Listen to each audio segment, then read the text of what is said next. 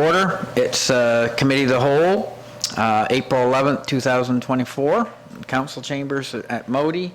And I'd like to begin with a land acknowledgement that we are, Municipality District of Yarmouth is on the traditional lands of the Acadia First Nation, part of Mi'kma'ki, the ancestral territory of the Mi'kmaq people. So the warden and Councillor Durkee send their regrets today. They're not able to attend, but have sent their regrets. And I'd like to mention over the weekend that there was a rather momentous occasion in our community. The Lieutenant Governor was down to give the Greenville Hall, the Greenville Community Center, Lieutenant Governor's Spirit Award. So that was a wonderful ceremony, and a number of community members were recognized at the same time. So it was wonderful, and there were many councillors in attendance. So thank you. Just wanted to make mention of that before we started. Additions, deletions to the agenda, item 3. Yes, Madam CEO. Thank you, Mr. Chair. So I'd like to recommend to Council that item 6.1, the presentation from Mr. Danny Jackson, be deferred to May. Mr. Jackson's out due to illness today. And I'd like to recommend to Council that item 7.2.1, provincial policing priorities, be moved to correspondence for action. Okay, thank you. And we've got a mover, seconder and Councillor Hurlbert. Any additional conversation about that item? All those in favor signify by saying aye. All those opposed? Motion carried. Thank you, Council. Any declarations of conflict of interest? Okay, there being none, we'll move on to item 6, which is presentations, but that's been deferred till May. Correspondence for action, there is one item there, provincial policing priorities process, and I'll look to you, Madam CEO, for some input there. Thank you, Mr. Chair. So on the recommendation of the Joint Police Advisory Committee, the Municipality of Yarmouth and Municipality of Argyll wrote to the Department of Justice just requesting a seat at the table when the province does the review of its provincial policing priorities. So in the package is the response from the Department of Justice, and just a recommendation that the Joint Police Advisory Committee reach out directly to a specific individual to move forward on representing the Municipality of Argyll and the Municipality of Yarmouth in that engagement. So my recommendation is that Council refer this letter to the Joint Police Advisory Committee. Okay, perhaps we could have a motion to that effect. Councillor Hilton makes the motion. Councillor Cushion seconds the motion. Any additional conversation? All those in favor signify by saying aye. Aye. All those opposed? Motion carried. Thank you, Council. We have a number of other items there for information. Any comment on the for information items? They're the new Provincial Department of Emergency Management, Service Exchange Agreement, and YCON 2023 Funding Report. Okay. And again, those can be brought to a future meeting if anybody has any questions or concerns about them. Old business, 8.1 Federal Ghost Gear Program. Councillor Hilton, you wanted to speak to that item. Thank you, Mr. Chair. As you all know, Earth Day is coming up, and I participate heavily, and I know so do you, in trying to clean up our community. And over the past 3 years, we've had organizations within our community doing serious work about removing shoreline debris and ghost gear. One local organization, Scotian Shores, has removed over 300,000 pounds of trash, along with the help of the Coastal Restoration Society. We know that they receive their funding from the Federal Ghost Gear program. We are under the understanding that funding is no longer available, meaning that the majority of the work that these groups do will not happen this year. So I'd like to make a motion that we send a letter to the Minister of Fisheries and Oceans, Nova Scotia Fisheries and Agriculture, and we can carbon copy Zach and our MLA, Zach Churchill, Tim Houston, and Tim Holloman, to say that we support the Go Skier funding, that the work that's been done here over the past years is very significant, and that our community's better for it, and that we hope that they reconsider replacing or re-implementing that funding for other organizations. Okay, thank you, Councillor. So we've got a mover, a seconder to that motion? Councillor Herbert seconds. The motion's on the floor. Any? So, Mr. Chair, just to clarify, that's a recommendation to council, or? Yes, yeah, a recommendation to council, yeah, yeah. Councillor Allen. No, thank you, Mr. Chair. So through you to Councillor Hilton. So the funding that comes down for this Go Skier, is it through the province, or is it a federal initiative? So we're writing Zach and Tim Houston, and who was the last person you mentioned? The Minister of Fisheries and Oceans would be federal. Yeah. That's the one. Okay. And So I copying, just missed copying the that. others, Copy correct? the others, yeah. Yeah, sorry, I just missed that part, Nick. I want to make sure that we're reaching to the right people. And probably Chris D'Entremont as well, so we can advocate on that behalf. Okay. So the seconder's okay with the addition? Yeah. Okay, all good questions? Any additional questions, conversation about that item? Okay. All those in favor signify by saying aye. Aye. All those opposed? Motion carried. Thanks, council. New business, which is item 9 on the agenda, 9.1 CAO committee appointment. And this is done annually. And my understanding is that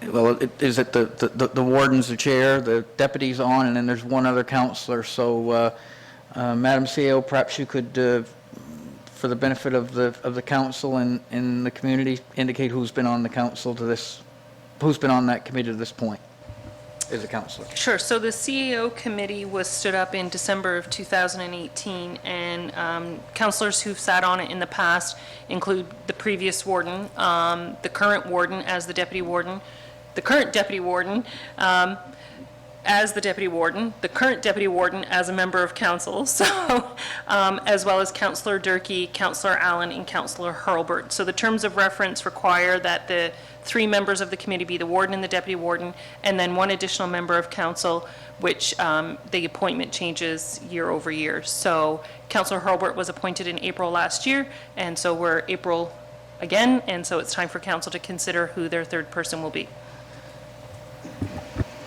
Councillor Allen, sorry. Thank you, Mr. Chair. So I'm just wondering where, I know we are due to replace Councillor Hurlbert, but I'm just wondering if timing, if we shouldn't be adjusting timing around, like, there's going to be an election in October. So if we select someone now, there's a possibility that comes October, they may or may not still be here, or may, or, you know. Is it something that we should be looking at, maybe extending Councillor Hurlbert until such time as...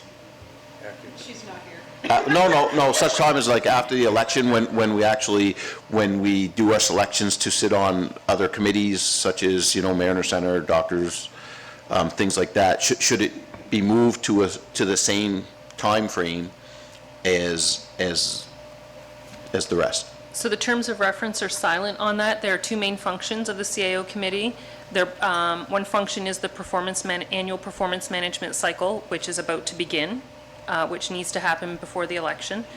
So that usually wraps up in June. And then the other piece is to act as a sounding board to support the CAO if the CAO has employee-employer related concerns. That's the committee that the CAO goes to and then liaise with council through that. So there's nothing saying in the terms of reference that what you propose can't happen.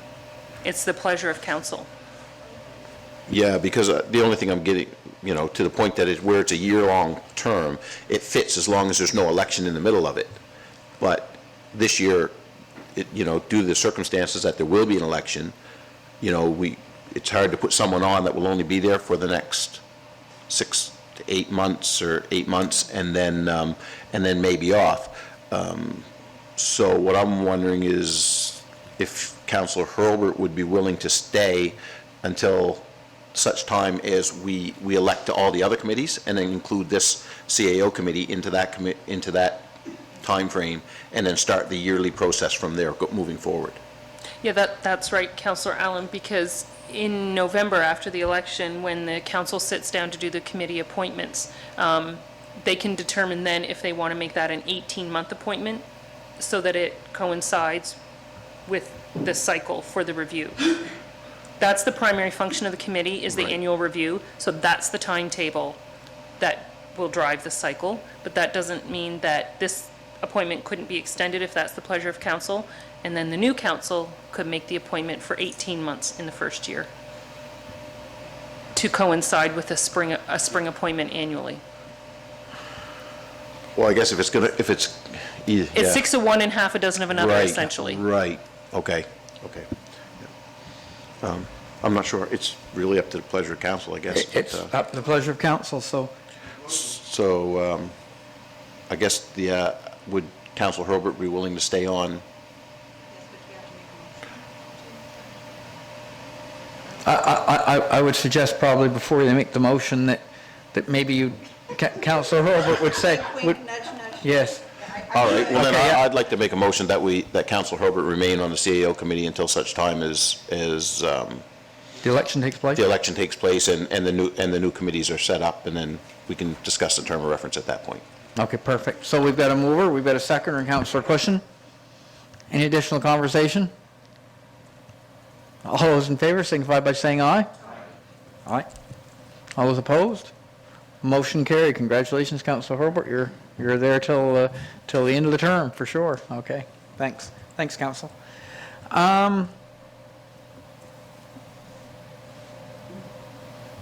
9.2, doctors / Milo lake levels, and that's the dam. So there was a big rainstorm, everybody's aware, and I'm not sure of all the particulars around the opening of the floodgate down at the Irving. What I will say is that infrastructure is owned by the town, and if people remember, we did some time ago, it was a great partnership. We paid for part of the renovation of the dam, but the town did take on the lion's share of that cost, to their credit, certainly, and we worked well with the town. The dam, of course, I'm fairly familiar with it in the lake level and so forth.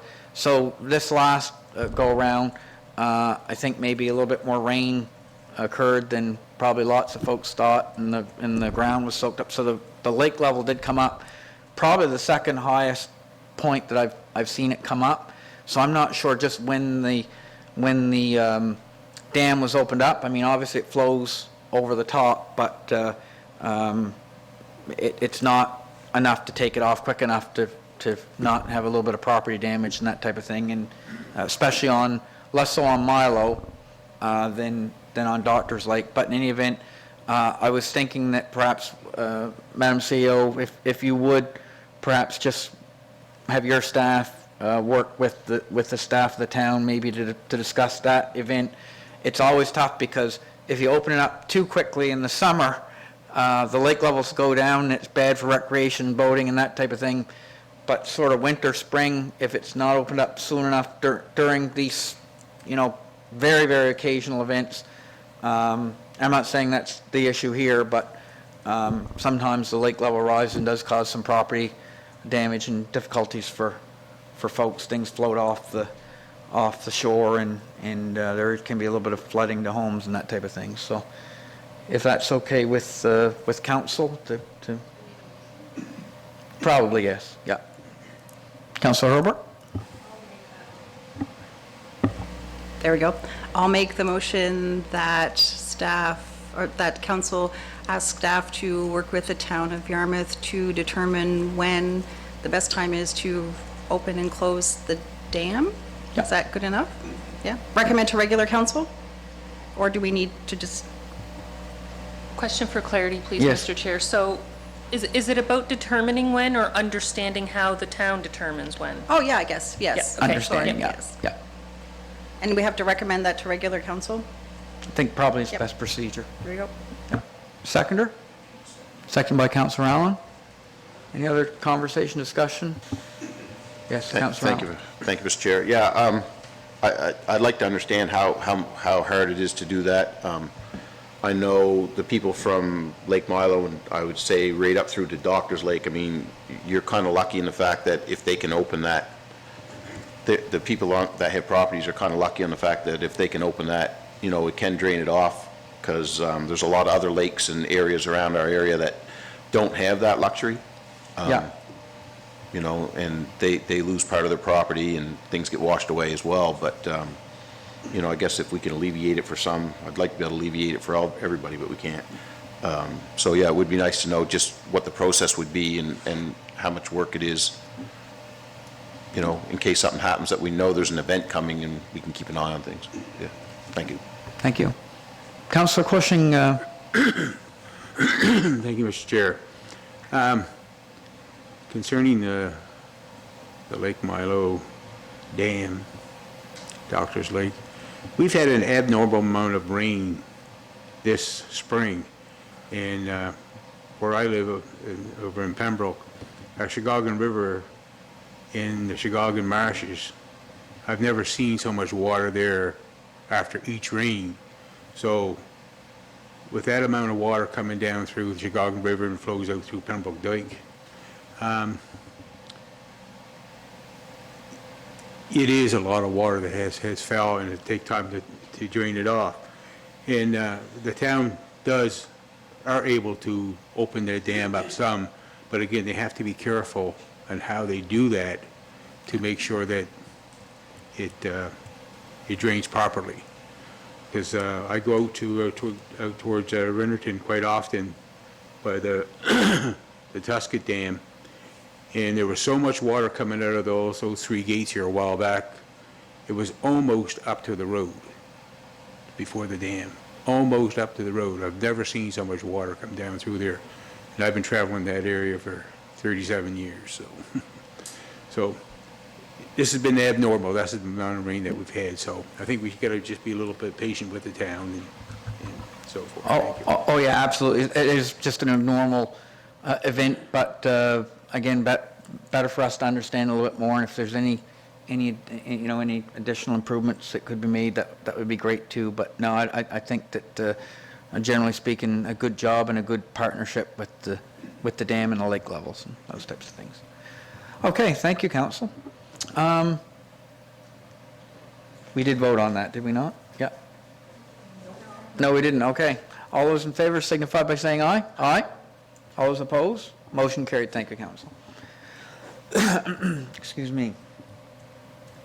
YASTA core funding request, and that's been circulated. Madam CEO, do you want some comment there? Thank you, Mr. Chair. So it's the annual letter that the municipality of Yarmouth receives from YASTA. It's addressed to all the funding partners, the municipal funding partners of YASTA, and the normal course of action would be to refer this to your operating budget deliberations.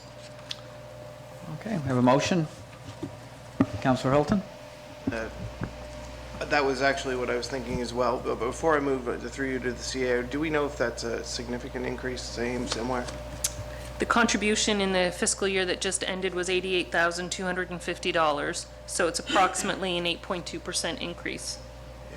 I'd be looking forward to that conversation because we just approved the Airbnb hotel levy bylaw that was supposed to increase some of their funding as well, so that hopefully it would limit the amount of money that was being asked of us. So. Yeah, in the first year, those revenues aren't forecasted, and there's not a determination made on how much of the revenue will be diverted to YASTA and how much will be required to cover administration.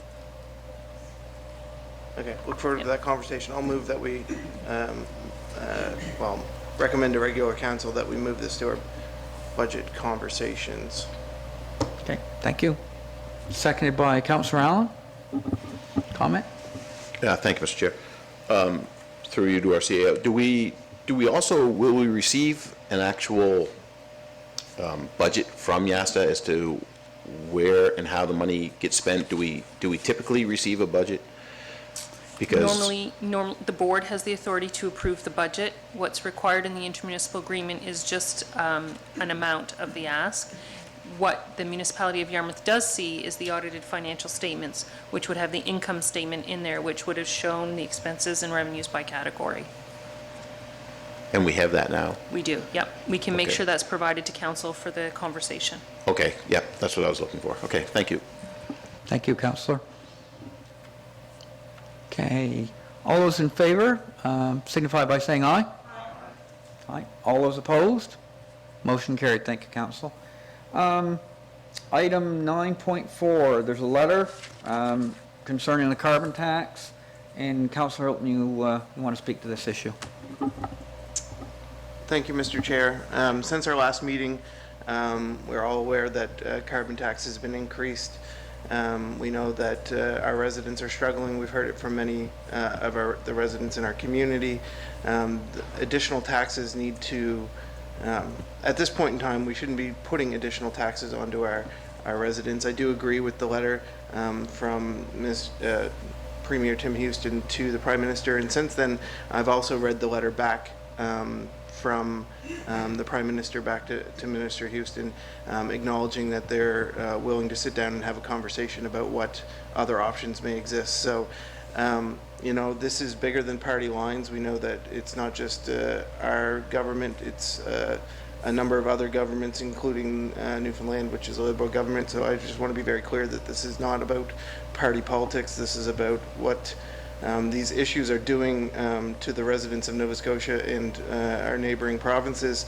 And if you look at the additional information provided, it shows that the carbon tax or the additional tax is being applied from one end of our food chain to the other. So I would like to recommend to regular council that we send a letter to Minister Houston, or sorry, Premier Houston and our MP Chris D'Entremont, reaffirming that we are seeing the struggles locally. We are seeing the effect of the additional taxes, and that there, you know, really is no need, or that we want to take every step to limit the increase in taxes on our residents, and that we're asking that they follow through with that conversation or that sit down together to further discuss what can be done for the residents of Nova Scotia.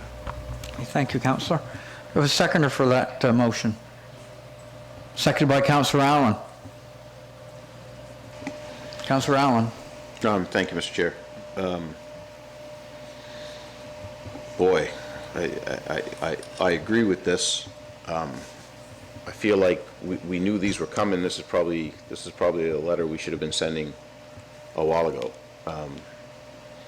But it's really, I mean, we're not really, how do I put it? So really, we're just asking that they follow through with the commitment to get together and speak, and hopefully come up with some kind of solution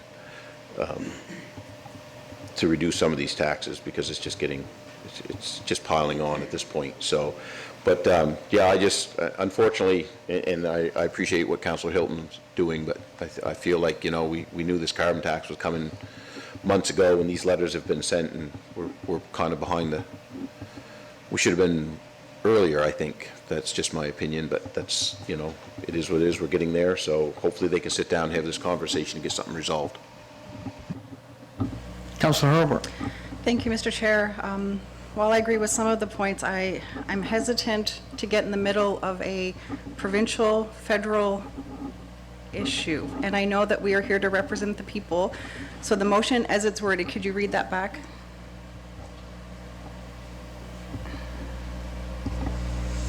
Yep.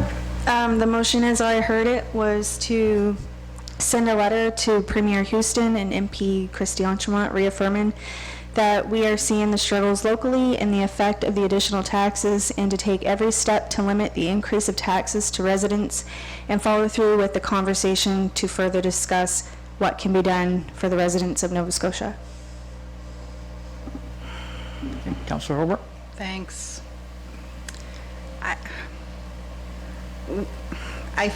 I feel that we need to be cautious and getting in the middle of a provincial, federal discussion. I would be more comfortable asking NSFM on a provincial level to do this. I just feel that we, as a municipality, have outstanding applications into both levels of government for funding in our area, and I wouldn't want anything that we do or say to, and I'm not saying that this would or wouldn't, I'm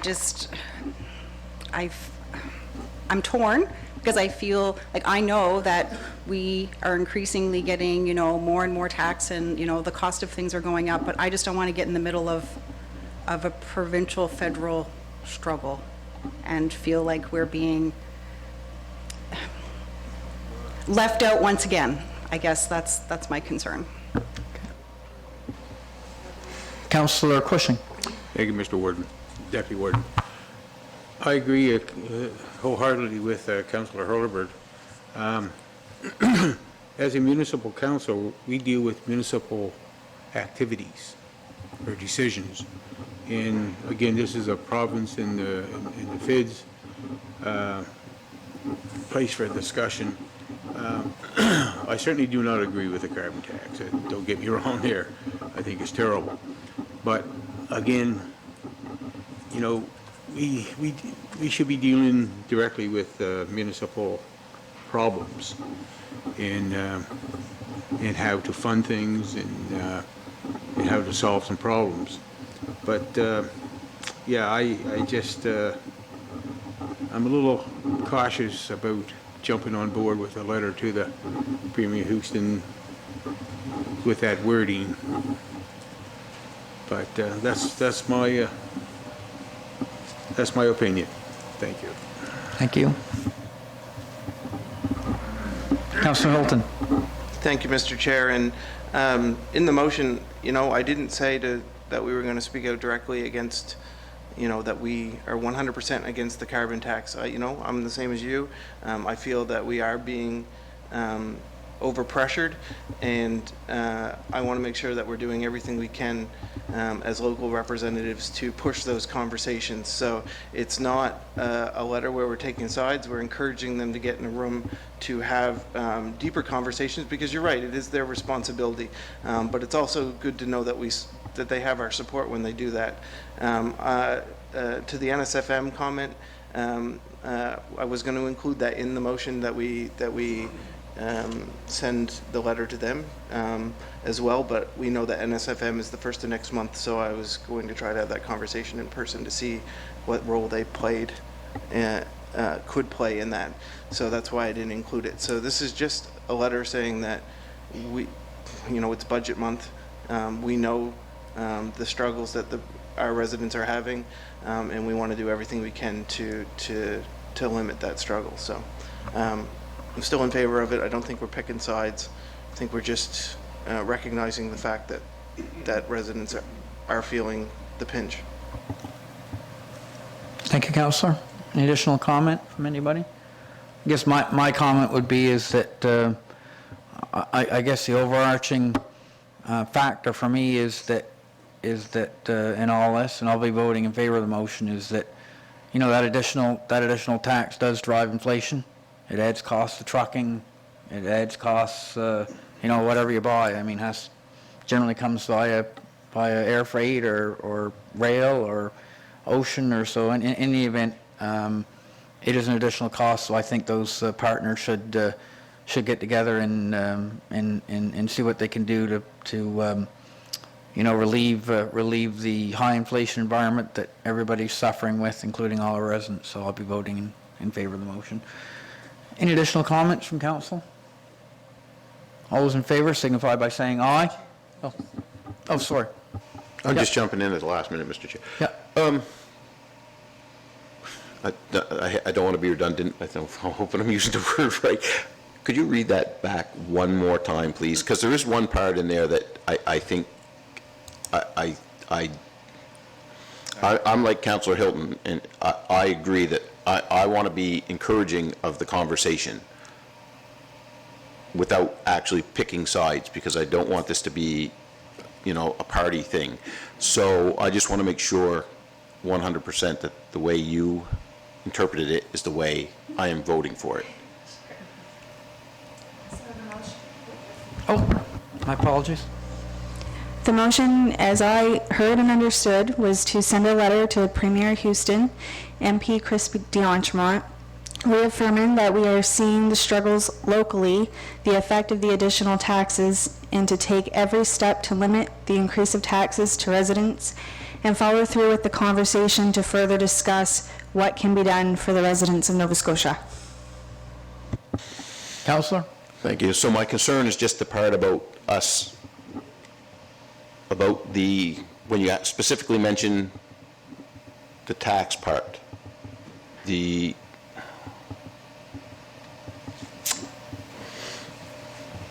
there's a part in there where you specifically mentioned about reducing the taxes or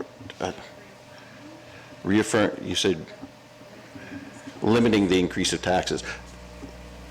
We're not, I mean, we want that done, but we want it done through the conversation. So I'd like to amend that we take that part out and just, and then just make sure that we're behind them having the conversation.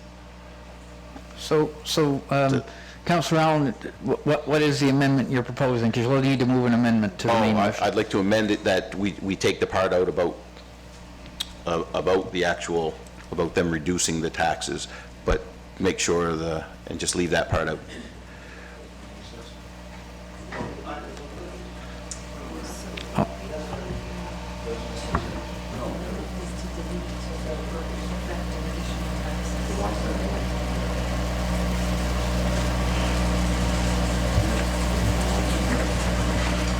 Okay, so do we have a wording, Madam CEO, do we have a wording on the amendment? So to be clear, in the original motion, the language was the effect of additional taxes. And if I understand your proposed amendment, it's to delete the words, the effect of additional taxes. Yes, you'd have to read the motion back to me after to make sure it's in. I hear it in my head, but I'm not sure. So what I'm Maybe have going to Jenny read propose the is motion. Jenny, have Before you make reread the original motion, and then indicate what you believe the amendment would be, because we'll need a seconder for the amendment. Yeah, go ahead. Oh, Do I need to show? no, good. The whole motion? The first one. The original whole motion, as I heard, was to send a letter to Premier Houston and MP Chris D'Entremont reaffirming that we are seeing the struggles locally with the effect of the additional taxes and to take every step to limit the increase of taxes to residents and follow through with the conversation to further discuss what can be done for the residents of Nova Scotia. Okay, so in the deleted words, as you understand it, in the amending motion would be what? To amend the motion by removing the effect of the additional taxes. So the motion would then read, Just one sec.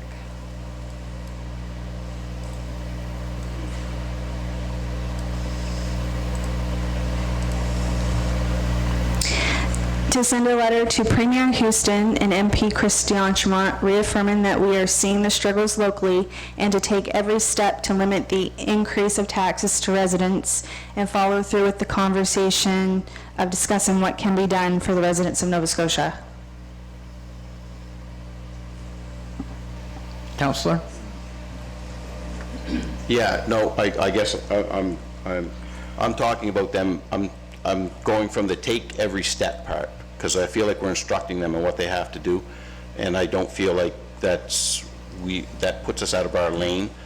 I want to reaffirm that we know what it's doing to the people. We see it. I mean, it's been that way for it's been that way longer than just the last week. additional taxes. And So leave that. I just want to make sure that we're encouraging them to have the conversation to see what they can do, but I don't want to tell them what they have to do. Keep going, keep going, keep going. Stop, yep, and delete I have a that. question before you So, make that Mr. Chair, we'll motion. have Jenny reread it one Yeah, more time. absolutely, as yeah. the amendment. No, Yeah. it's fine to take the time to get it right. We want to make sure we know what we're voting on. Yep, Okay. okay, Jenny? To send a letter to Premier Houston and MP Chris D'Entremont reaffirming that we are seeing reaffirming that we are seeing the struggles locally, the effect of the additional taxes, and follow through with the conversation to discuss what can be done for the residents of Nova Scotia. Okay. So do we have a seconder for, Councillor Hilton? Do we have a seconder for the motion? For the amendment, sorry? Sure. Yeah. Okay. Councillor Cushing, seconds. Any additional conversation about the amended, Well, the amendment? I have a question. Yeah? So if this letter is going to the Premier, have we included everyone that needs to be included? Because the motion, the amendment still currently only says Premier Houston and Chris D'Entremont. Are there other people that should be included, number one? And number two, is this, if this is the letter that is going, is this clear enough for the provincial government to understand that they need to keep having the conversation with the federal government to figure out what they're going to do with carbon tax? Or do we just stay away from that? I'm conflicted because I feel like the Yeah, provincial government didn't do what the federal government asked them to begin with, so the federal government says, here's what we're going to do, right? So I think I can answer that. There's no language in the motion as it's been read that talks about the provincial government doing anything about an alternative means the carbon tax. explicitly. So Right. that would be a separate amendment if you chose to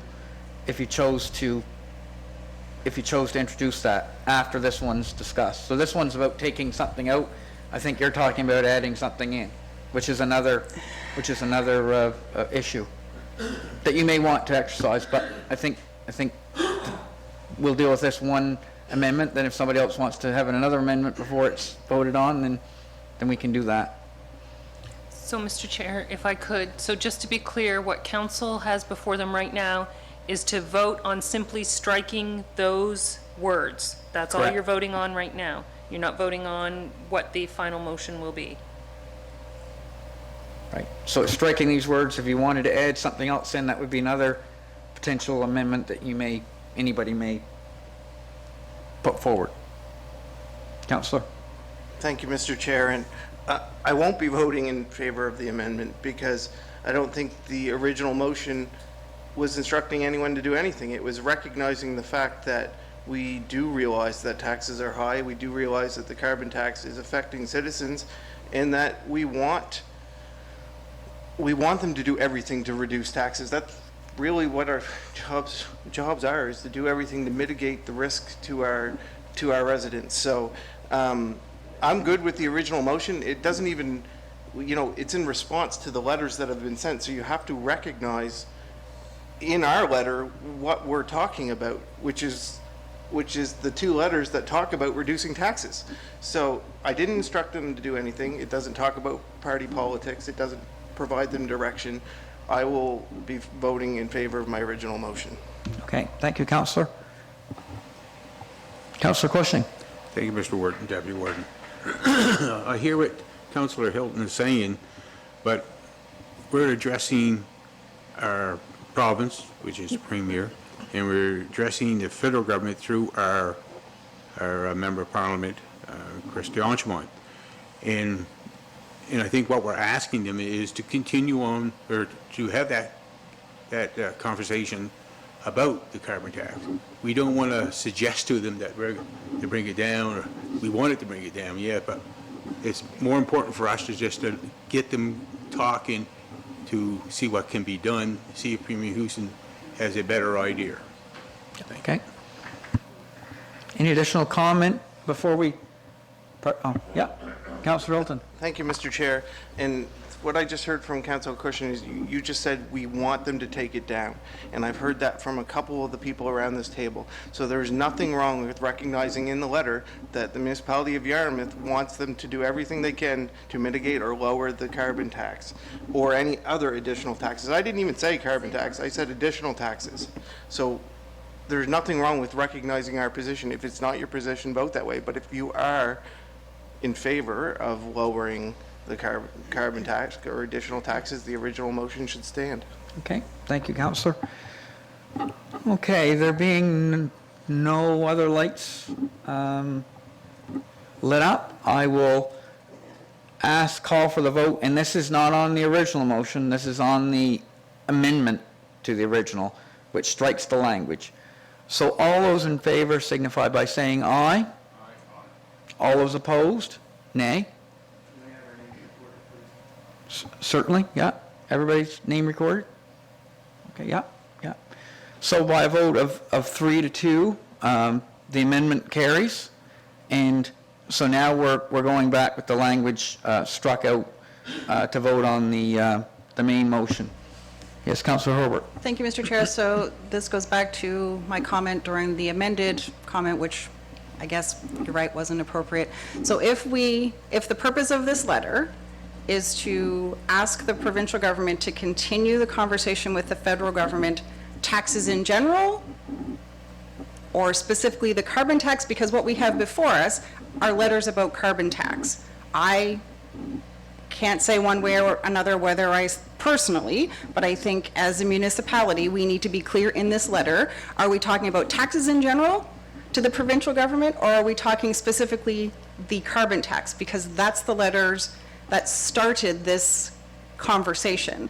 So if it isn't just about carbon tax, then it's fine the way it is. But if we are asking the provincial government to continue the conversation with the federal government about carbon taxing, then that should be in the letter. And I guess I don't know if what brought this to council was carbon tax driven, then I feel the letter needs to say that it is about carbon tax, because then the provincial government doesn't know what or is it just taxes in general? Because because it says continue the conversation with who? It doesn't say continue the conversation with the federal government. So perhaps we could have one more reading of the amended motion. Once I press the button. So, if I could, Mr. Chair, before I Certainly. read the motion, to Councillor Hurlbert's question, so it was a two-part question. Right. Are we sending the letter to the right people? Right. And what is council's wish in terms of refining the scope of the conversation that council is encouraging people to have? So I would recommend that the letter be actually addressed to the Premier and the Prime Minister, because they would be counterparts, and carbon copied to the MP and the MLA. So can we just deal with that first? Is everybody okay with that change? It's not changing the, it's Or do we just, have to make an amendment? I don't think that we need to make an amendment to who it's sent to necessarily, because the letter would be public, anybody could receive it, it's just about who's receiving it. So is everybody okay with it being sent to, you want to make the amendment? Yeah, go ahead. So the amendment, Mr. Chair, then would be that the letter be sent to the Prime Minister and carbon copied to the MLA and the MP. Correct. Seconder for the amendment? Seconded by Councillor Hurlbert. Any other conversation about that amendment? All those in favor signify by saying aye to the amendment. Aye. Aye. So the Motion second carried. part of that is, do we need to be generic, that's how I read that letter, taxes in general, or are we talking specifically, or because I said we need to stay in our lane, do we just keep it as generic? But as I read it, it's just generic. So let's read it back one more time, and then we'll know what it says exactly again. Yeah. So as it's currently amended, Yep.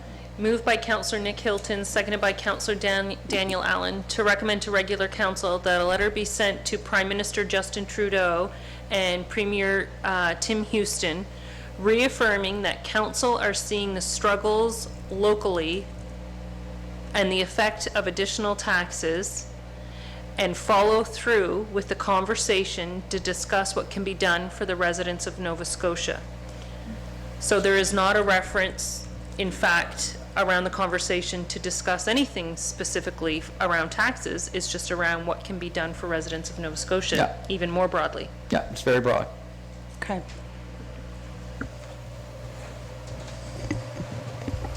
Councillor? I apologize, through you to the recorder. Can you just repeat the language that was stricken from the original motion? Just from the original? Yeah. Yep. To send a letter to, Yeah, just the. oh, just- the, like, okay, on the First Amendment? Yeah. Okay. By removing, amend the motion by removing, and to take every step to limit the increase of taxes to residents. So we real, okay. Okay, sure. Okay. So we've got an amended motion. It seems it's generic in nature, talks about, protecting people from taxes. I guess that could be interpreted as being both ways, provincial and federal, and having that conversation between those two leaders. And of course, it's carbon copied to our MP and our MLA. So I don't see any additional comment. There being no lights lit up, question being called for. All those in favor signify by saying aye. Aye. All those opposed? Motion carried. Thank you, council. Next item. We've got the 9.5 draft municipal heritage property bylaw H-064-24. And Ms. LeBlanc is going to speak on that. Yeah. Okay, so we were looking at the heritage property bylaw. Oh, sorry. The changes we're proposing to the heritage bylaw are mostly housekeeping and formatting changes that you'll see there. It was quite an old bylaw. In part 4, on page 2, we've changed it, or we're recommending changing it, to refer to the Nova Scotia Heritage Property Act and the committee terms of reference and the policy on citizen appointments to committees, boards, and authorities, rather than having the number of members listed right in the text, in the bylaw itself. We'd refer to those other policies so that when they change, we don't need to go in and change the bylaw again. And then the other change is in part 7 on the last page, page 4. Fees. So there are fees that are involved with registering heritage properties, and so we were just wanting to put that cost onto the applicant who's coming forward with the application for registration. And we've suggested some changes to the fees policy as well. Thank you, Darlene. That's basically the changes. What's the will of council? Councilor Holbert. Thank you, Mr. Chair. I'll make a motion that we recommend to regular council the approval of heritage property bylaw as amended H-064-24. Thank you, Councilor. I have a seconder for that. Seconded by Councilor Allen. All those in favor signify by saying aye. Aye. All those opposed? Motion carried. Thank you very much, Darlene. And we've got the draft fees policy, F-044-02. Ms. LeBlanc. Sure. Thank you. The change that we're suggesting is on page 4 under municipal heritage property applications, and we've listed the actual cost with the Registry of Deeds to register these documents. So there's 2 steps to doing it. We have to register a notice of proposed recommendation, and then we register the actual recommendation with the Registry of Deeds. Okay, thank you. We've got a mover in Councilor Hilton. Have a seconder, Councilor Allen. Any other conversation, discussion? All those in favor signify by saying aye. Aye. All those opposed? Motion carried. Thank you so much. Thank you. And we've got 9.7. Councilor Durkee wasn't able to be here, but I understand another councilor is going to speak to this item. It's the Sanford Drawbridge sign. Councilor Hilton.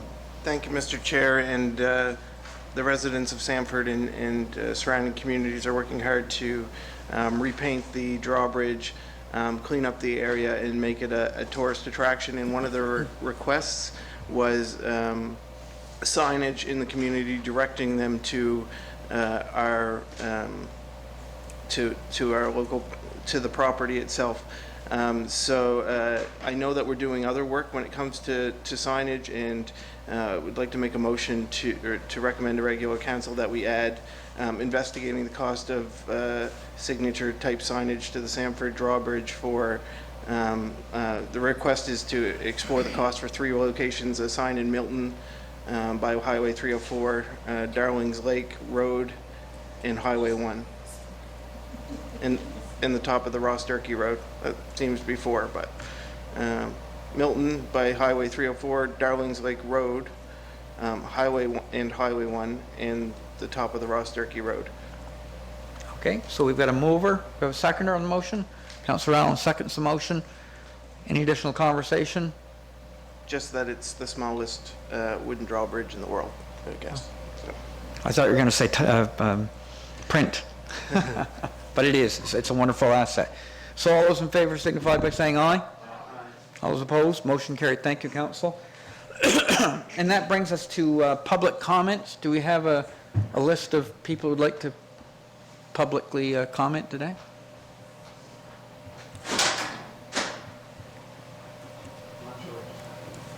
She's just going to get the list. Yeah.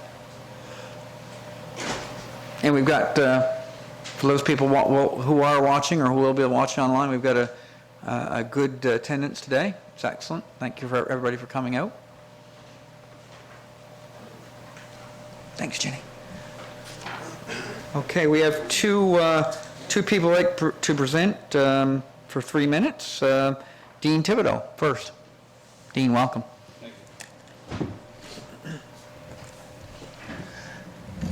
Okay, we're all set, are we? We are indeed, yeah. Good afternoon, Council, CAO. I'm back again because we have some signatures to pass in to pertain to the Council decision regarding online voting versus paper ballot voting. It appears that that has been made without the public's consent. A group of us thought it would be very interesting to hear from the citizens around our neighborhood. So we circulated these petitions around just our neighborhood. We didn't cover the grounds extensively in the municipality. As permitted, as the weather permitted, we didn't have very many days that we could go out. But we did manage to get 431 signatures to pass into you. We found the response was generally, I would say it was higher than 10 to 1, but I'm going to go with 10 to 1 that were in favor of paper ballots without question. In other words, for every voter that were okay with voting online, they would prefer it to be paper ballots. It seems to have to do a lot with trust. People do not have much faith in this electronic voting or anything to do with electronic data these days. It's been proven time and time again with many different matters pertaining to informations and sensitivities that they can be compromised. So this is April 11th. The municipal election is October 19th.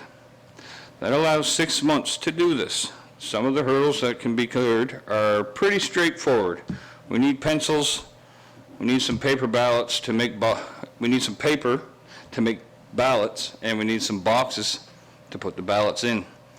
Our municipality has had 7 districts, and we have had 150 years to get this right, and it's been working pretty good. If there's a problem finding people to work the polls, we have the people. We can provide those people, scrutineers, for you. Aside from the trust issues, there are also other problems that can come along with online voting. It's the software and the programming that must be purchased outside of our communities. We want the money to stay in our community, right? And we feel that the paper ballots are probably the most cheapest way of going about our elections. So I don't know what you want here, if you guys want this passed into you. Yes, I can receive it on behalf of the municipality. Pass Dean, it yeah, in there? absolutely. Yes, and do you want to submit the comments you had there with it? Sure. Yep, yep, please. These here? Yes, if you'd like to. Only if you want to, or you can email them, or... Oh, thank you, thank you. Yep, and I'll hand this over to the CAO. And again, thank you for the presentation and the time and effort that you've Thank taken you. and the interest in the municipality. Appreciate it. It's a small group that are concerned and would like to see things addressed. right? Okay. Thank Thank you you for very the much. presentation. And second up, we have Linda Mullen. Linda?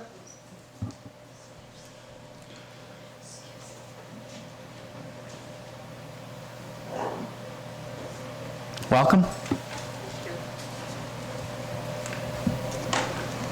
Okay.